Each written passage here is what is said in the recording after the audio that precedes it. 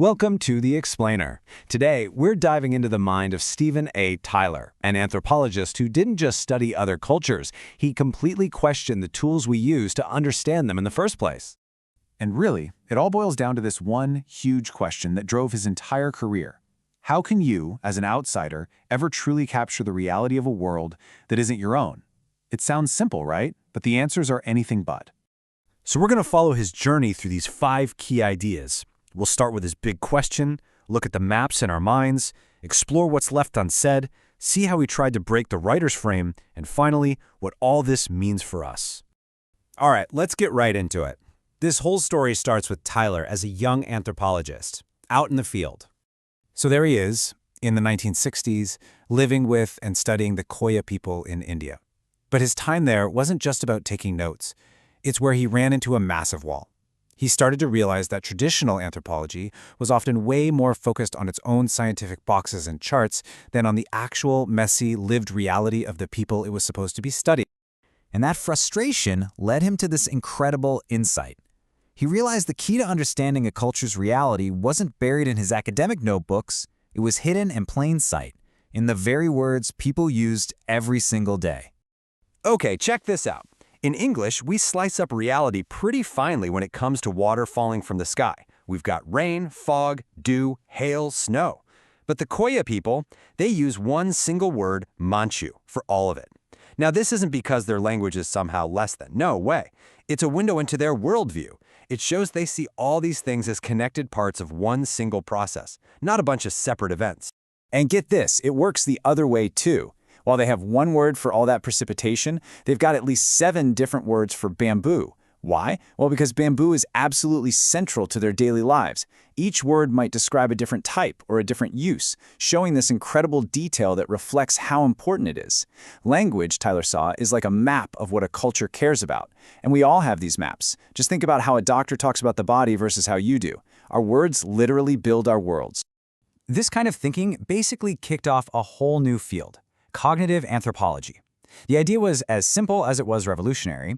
Hey, instead of us, outsiders, imposing our own categories on people, let's try to figure out the mental maps they use to navigate their own world. But, for a guy like Tyler, solving one puzzle just reveals an even deeper one.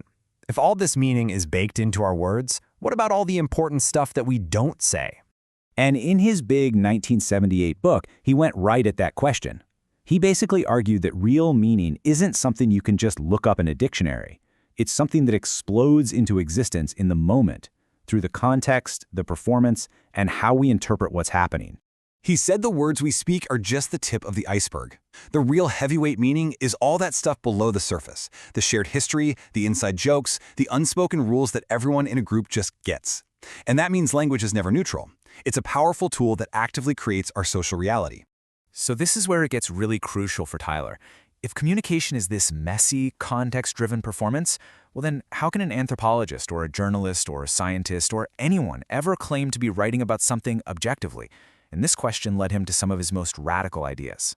First off, he threw out the whole idea of the writer as some neutral and visible observer. He proposed something called a middle voice, where the writer has to admit, hey, I'm not a camera just recording what's here. I'm a participant. And my presence is actively shaping the story I'm telling you. And this is a direct shot at the entire concept of realism. The idea that a book or an article can give you this pure, unfiltered, transparent window onto the world. For Tyler, that's a total illusion. Every single thing we read or see is shaped and mediated by the person who created it. There's no view from nowhere. He even started to see parody as a serious academic weapon. I mean, think about it. By mimicking and exaggerating that super scientific, all-knowing style of writing, he wasn't just cracking a joke. He was holding up a mirror to show how artificial it was and to question the authority it tried to project.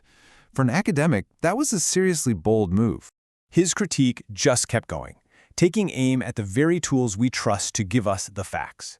He said our obsession with things like charts, graphs, and diagrams gives us this false sense of security, of order, and objectivity, when we're really looking at messy, complicated human realities. They make us feel like we've got it all figured out, when really we're just looking at a super simplified cartoon of the world.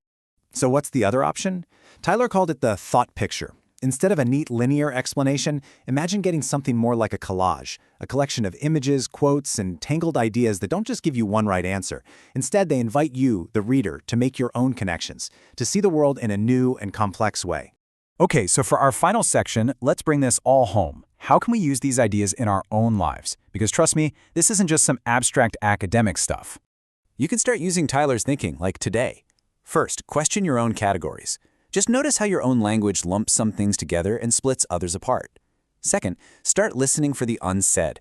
In any conversation, at work or with friends, what's the really important stuff that's not being spoken out loud? And third, challenge the frame. The next time you see a chart in a news article that claims to show you the pure data, stop and ask yourself, who made this and what reality are they trying to build for me? Which really brings us to the final, powerful question Tyler's work leaves us with. It's a challenge to turn that lens back on ourselves and ask, what are the invisible categories, the unspoken rules, and the hidden thought pictures that are quietly shaping my own reality every single day?